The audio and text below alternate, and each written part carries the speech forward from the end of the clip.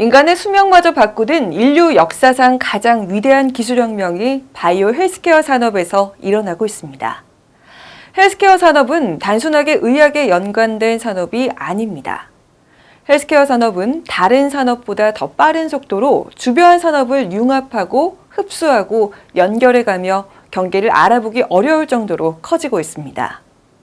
사물 인터넷으로 연결되지 않은 2019년의 병기는 제조업으로 분류돼 건설 산업에서 활용되지만 2022년 사물 인터넷에 연결된 의료용 병기는 헬스케어 산업으로 이동합니다. 의료용 병기는 체온, 배설물, 땀, 심박수를 분석해 데이터를 연결된 병원의 주치의에게 전달하고 주치의는 건강 상태를 평가해 스마트폰으로 알려줍니다. 이렇게 헬스케어 산업은 주변 산업과 기술을 융합하면서 덩치를 키우고 인간의 삶을 바꾸고 있습니다. 헬스케어 산업의 성장 에너지는 연결에서 나옵니다. 연결한다는 것은 사용자가 획기적으로 늘어난다는 말과 같으며 항상 사용한다는 말과 같습니다. 이 연결은 기술의 발전으로 만들어지며 여기에 고령화도 한몫합니다. 그래서 헬스케어 산업의 주체들은 성장하기 위해 연결과 고령화에 초점을 맞춥니다.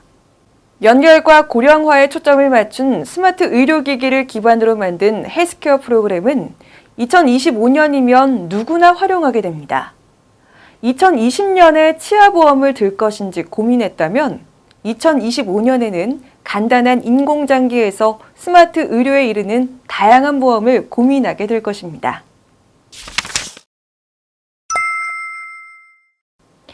고령화 사회는 65세 이상인 사람의 비중이 7% 이상인 경우를 말합니다.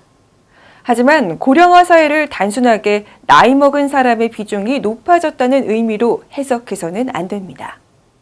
과거에는 장수가 늙은 상태로 오래 살아있는 것을 의미했지만 2020년의 장수는 나이가 들었더라도 건강과 젊음을 유지하는 것으로 변화했습니다. 젊음은 더 나아가면 아름다움이 됩니다. 젊음과 아름다움은 개인에게도 중요하고 산업에게도 점점 중요한 주제가 돼가고 있습니다. 그래서 바이오, 헬스케어, 화학 등 건강과 미용에 관련된 모든 분야가 융합해 거대해지며 여기에 보험이 가장 크게 관여합니다. 그렇다면 고령화는 보험 산업과 어떤 상관관계를 보일까요? 고령화가 노후를 대비하려는 보험 가입자들을 늘리는 것은 확실합니다. 하지만 보험사로서는 고령화가 보험급여를 늘려 부담이 커집니다. 2019년의 기준으로 우리나라 65세 이상의 인구 비중은 11%에 이르는데 이 비중도 매년 급속하게 증가하는 추세입니다. 그런데 11%에 이르는 고령층의 보험급여는 전체 보험급여의 38%에 달해 지출을 줄이는 것이 보험사의 중요한 과제가 됐습니다. 그래서 보험사들은 예방과 조기 진단에 관련된 헬스케어 기업과 협업하고 있습니다. 이처럼 헬스케어 산업은 보험 산업과는 뗄 수 없는 관계입니다. 실제로 보험사와 헬스케어 기기 제조사가 협업해 예방과 조기 진단에서 성과를 내면 상황이 크게 변합니다. 보험사는 스마트밴드 제조사와 협업으로 스마트밴드를 만들려고 노력합니다. 보험사는 운동량을 측정하고 자동으로 혈당을 측정해 통보해주는 스마트밴드를 착용하면 보험료를 할인해줍니다. 스마트 칫솔은 구강 상태를 점검하고 양치질 습관을 개선하도록 도와 치과보험료 지급을 줄여줍니다. 의료용 병기는 장출혈이나 부정맥과 같은 신체적 위험을 미리 진단해 의사나 보험 가입자에게 통보합니다. 조기 진단과 관련된 가장 수요가 큰 시장은 암 조기 진단 시장입니다. 특히 전 세계 암 사망률 2위인 대장암은 정기적인 내시경 검사와 조직 검사를 통해야만 발견할 수 있습니다. 실제로 대장암 환자의 60%가 말기에 발견되며 치료 비용이 3천만 원 이상이 듭니다. 그러나 미국 위스콘신 메디슨에 있는 이그젝트 사이언시스는 암의 조기 진단 제품을 개발해서 치료 비용을 획기적으로 줄입니다. 이 회사는 대변에 포함된 DNA 메티라 현상 분석을 통해 대장암을 진단할 수 있는 제품을 생산합니다.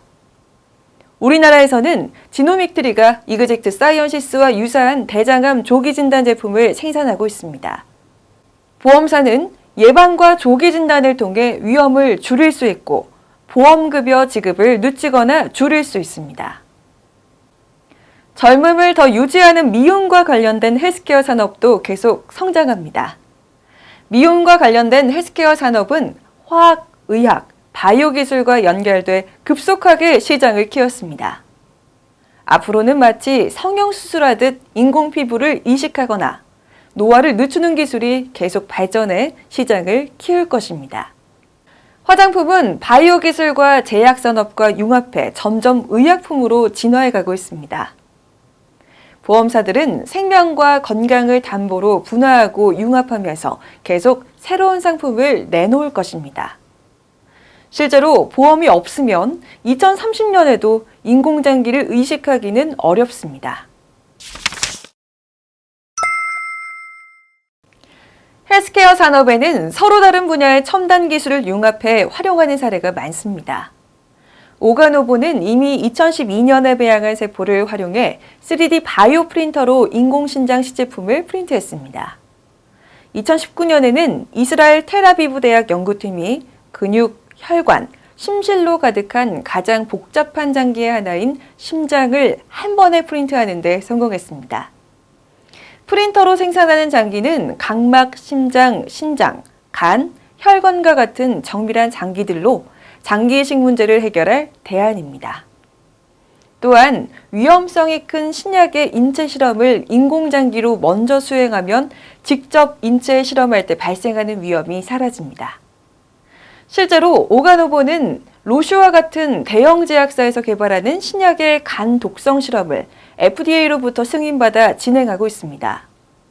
바이오 업계에서는 2030년이면 이식할 수 있는 인공장기 대부분이 생산될 것으로 기대하고 있습니다. 2019년을 기준으로 장기 기증자를 손꼽아 기다리는 사람이 우리나라에만 28,000명, 미국에는 12만 명이 넘습니다. 세컨드 사이트는 전자눈을 개발했습니다. 100만 명이나 되는 시각장애인이 새로운 눈을 가질 수 있는 길이 열린 겁니다. 오리온으로 명명된 이 전자눈은 5년간 30명의 시각장애인에게 이식해 실험한 아르고스의 두 번째 버전을 개량한 것입니다. 오리온은 안경에 장착된 카메라로 사물을 촬영해 전기 신호로 변환하면 뇌 표면에 장착된 수신기가 이를 받아 시각 중추로 보내 사물을 인식하도록 합니다. 세컨드 사이트는 2013년부터 아르고스2의 시판 허가를 받아 약 250명에게 이식했고 환자들은 이전과는 완전히 다른 새로운 삶을 살게 됐습니다. 2017년 일본 이화학연구소는 보관해둔 타인의 피부세포를 만능 유도 줄기세포로 만들고 이 세포로 망막세포를 만들어 환자의 눈에 성공적으로 이식했습니다. 이렇게 5명의 환자에게 이식된 망막세포는 2년 동안 모든 환자의 눈세포와 결합해 정착했으며 1명에게서만 약물로 제어할 수 있는 수준의 약한 거부 반응이 일었다고 2019년에 최종 발표했습니다. 이 세포는 무한으로 만들어낼 수 있고 신체의 대부분 장기로 만들 수 있어 난치병으로 고생하는 많은 환자에게 새로운 치료의 길을 열었습니다. 생명공학계는 이 기술이 모든 장기를 대체하는 길을 연 것으로 평가합니다. 2000년 FDA는 수술 로봇 다빈치를 세계 최초로 승인했습니다. 다빈치는 1999년 인투이티브 서지컬이 제작해 2019년까지 300만 건 이상 수술에 성공한 복강경 수술용 로봇입니다. 환자의 환부에 몇 개 구멍을 뚫고 3차원 카메라와 로봇팔을 삽입해 의사가 환자 옆에서 원격으로 수술하는 방식으로 운영됩니다. 로봇 수술을 시행하면 환부를 디지털 카메라로 확대해 확인해가며 수술할 수 있습니다. 또한 수술하는 의사의 손떨림을 완벽하게 제거해 더욱 정밀한 수술이 가능해집니다. 절개 부위를 최소화한 로봇 수술은 흉터가 작아서 환자가 빠르게 회복합니다. 두개골을 절개해야 하는 뇌수술은 의사들에게도 가장 어렵고 숙련이 요구되는 수술입니다. 따라서 정밀하게 제어되는 로봇팔을 뇌수술에 활용할 수 있다면 성공률을 훨씬 높일 수 있습니다. 이를 위해 캐나다의 MDA사는 MRI 안에서 1mm 수준의 오차로 작동하는 뇌수술용 로봇팔인 뉴로암을 개발했습니다. 이 로봇팔은 수술의 정밀도를 높일 뿐만 아니라 뇌를 절개하지 않아도 되기 때문에 환자가 빠르게 회복할 수 있습니다. 이와 같은 의료용 수술 로봇은 가장 많이 보급돼 활용되고 있으며 의료용 재활 로봇이나 간호 로봇, 약국 로봇 등으로 분화해 시장을 확대하고 있습니다.